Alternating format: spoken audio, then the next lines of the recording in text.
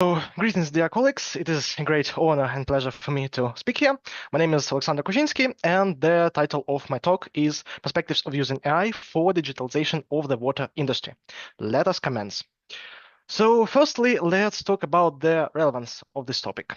In modern times, our world is conflicted with a triple planetary crisis of interrelation of climate change, biodiversity loss, and pollution of the water due to its contamination. And as a crucial resource for process industry and energy supply, water has become one of the most critical needs on our planet. On the other hand, nowadays digitalization is on the rise, and it may be helpful in order to address these challenges. Great progress has been made in the digitalization of water industry, specifically in integrating it into Internet of Things. One of the tools of such integration and one of the tools of overall digitalization is artificial intelligence, or AI for short. AI is an umbrella term used for machine learning, deep learning, artificial neural networks, and so on.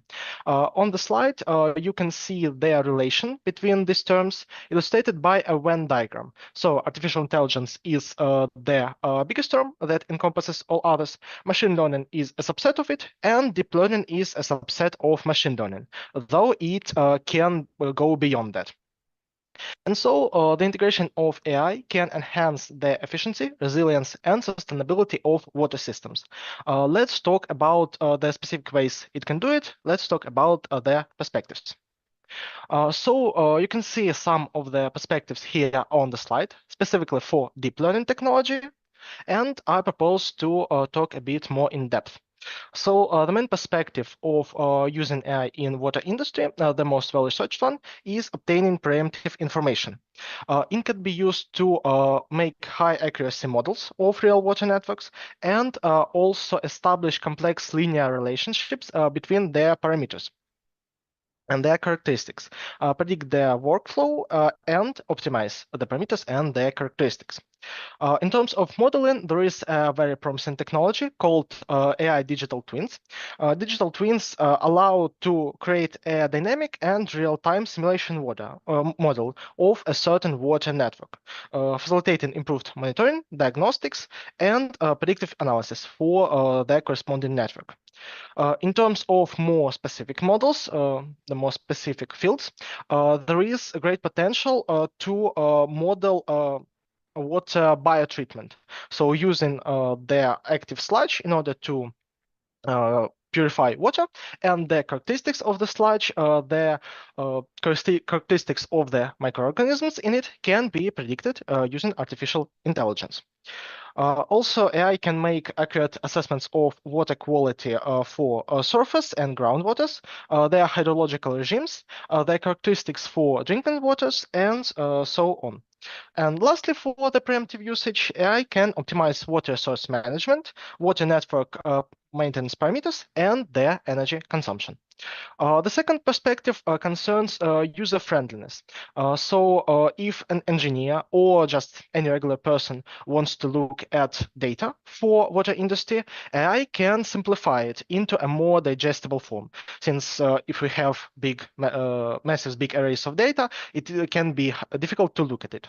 And speaking of its usefulness to water engineers, it can notice and correct their human factor mistakes. And so next, you can see some more of the perspectives here on the slide.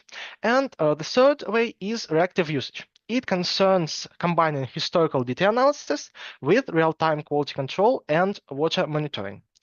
It can allow to create emergency alert systems with higher flexibility, so they can notice more things that could go wrong potentially and notify people of them, sometimes even in advance. Also, AI can be used not only in order to notice regular leaks of water systems, but also to establish self-healing of them, so that the water system could renew itself by itself. And another way AI could improve the resilience of water systems is augmenting their cybersecurity. So if someone wants to, say, hack any water system, AI can prevent that. And so next, in order to implement AI in water engineering, we of course need corresponding technologies. Some of the most prominent technologies you can see here on the slide. I will talk briefly about each and every one of them. So convolutional neural networks are the networks that work with recognizing real-life objects. They are crucial if you want to go beyond just regular data. Long short-term memory networks, they can hold specific important information in their short-term memory for many iterations, which can be very useful when working with something like drinking water. Autoencoders, they work with compressed data in order to uncompress it into its original state. Graph neural networks, they work with graphs, so systems of objects and vectors, and deep reinforcement learning systems learn not by looking at correct examples of something, but by trial and error. They can be useful in order to model some systems. And also out of this, I want to point your attention specifically to graph neural networks, since real-life water networks are very convenient, very handy to display as graphs, so objects and arrows, vectors between them. So graph neural networks have great potential in this field. And also it is important to mention some associated technologies. The two main ones I present here are fuzzy logic systems and swarm intelligence systems. Fuzzy logic systems work by not just having zeros for false and ones for truth, but also having partial truth. So they have value between 0 and 1. And swarm intelligence systems, in order, work by utilizing many smaller agents that work together, like a swarm. And lastly, in order to implement AI in water industry, we of course need to overcome some challenges associated with that. So the challenges are presented here. The main ones are data quality and availability, data security, training efficiency for networks, implementation costs, which importantly include the water resource costs associated with running AI hardware. You may be heard that AI hardware uses a great amount of water, and of course, this needs to be reduced in order to properly implement it. Also, personal training, accuracy, and a phenomenon called AI hallucinations. All these challenges, of course, have to be one way or another addressed in order to properly implement AI in water industry. And this brings us to the conclusions of this talk. So relevance of implementing AI in water industry comes from the challenges that the industry and the whole planet really faces, as well as AI development in modern times. Main perspectives of AI usage are modeling, prediction and optimization, monitoring and security, and also assistance to water industry engineers. Several types of AI technologies can be implemented, and as I pointed out, probably the most prominent of them are graph neural networks, and challenges associated with AI implementations have to be addressed. That brings me to the end. Thank you very much for your attention. I'll be glad to answer any questions.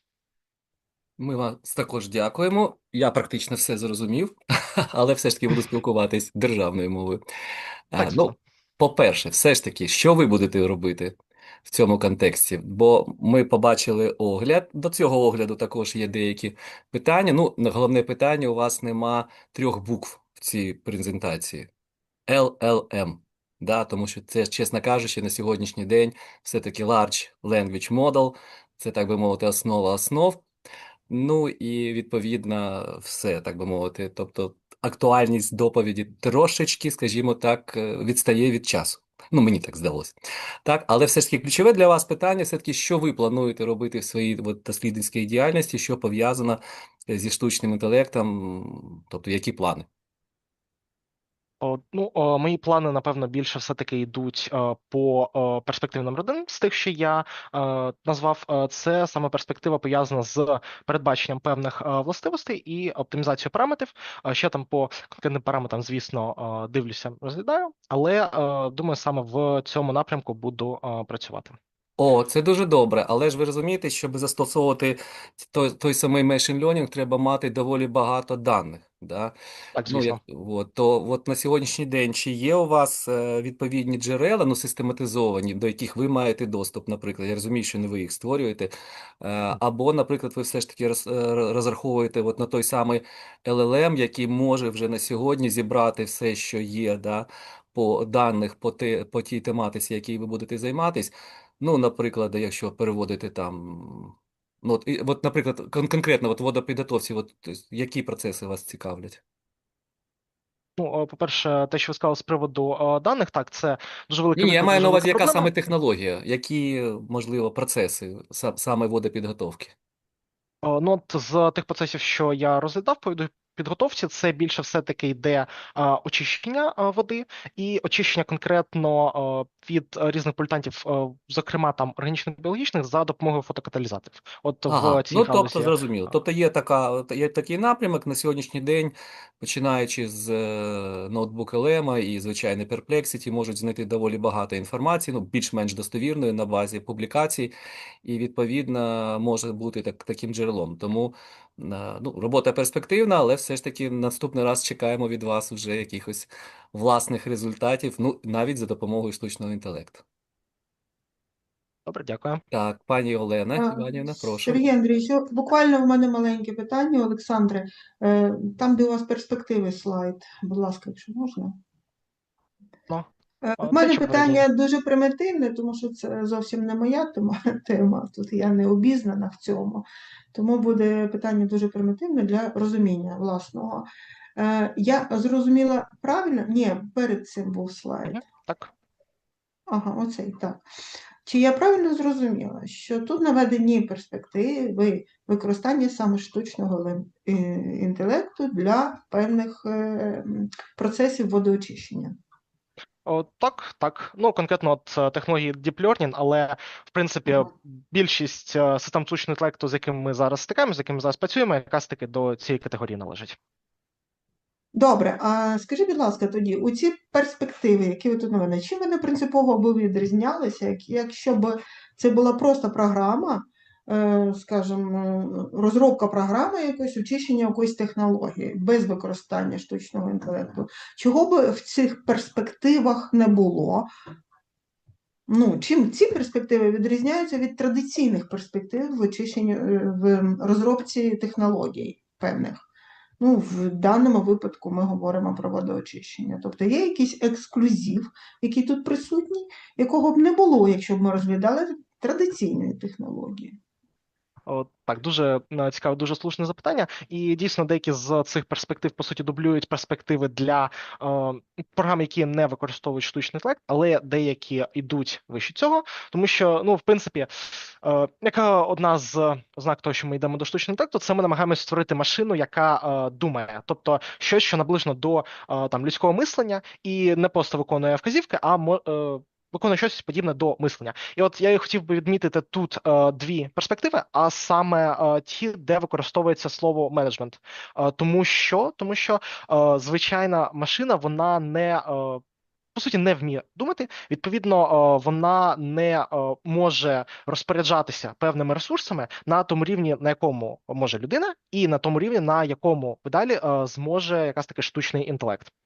Тому от Water Information Management і Wetland Ecology Management я би ці дві перспективи навів як ті, що більше ексклюзивні для штучного інтелекту. Угу. Ну тут я ну, на рідній мові воно якось зрозуміліше, ви пояснили. Я просто, може, тоді би ви обрали інші терміни, перспектива трохи інша. Можливо, тут інноваційні можливості більш підходить, або щось таке з таким присмаком більш самоможливості. Розумієте? Бо перспектива, це ціль, мета. Вона також з можливостями пов'язана, звісно, будь-яка перспектива. Але тут, мені здається, треба було би підібрати термін більш тонкий, ну, який передавав би більш тонко оце налаштування, яке ви тут хотіли передати. Ну, це я кажу, я тут профан в цій тематиці, це більш так, порада така.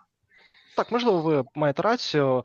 Треба, звісно, ще це дивитися і аналізувати. В принципі, чому от такі, може, трохи туманні терміни, тому що галузь ще неймовірно нова, неймовірно свіжа, і те, в якому напрямку вона буде розвиватися, які нові можливості виникнуть, там воно через рік, через два, через п'ять, це взагалі дуже важко на даний момент прогнозувати, і тому от використовується слово як перспектива. Але можливості теж я згоден підійде. Добре, дякую. Дякую вам за питання. Добре, дякуємо вам і переходимо, мабуть, все ж таки вже до наступного доповідача.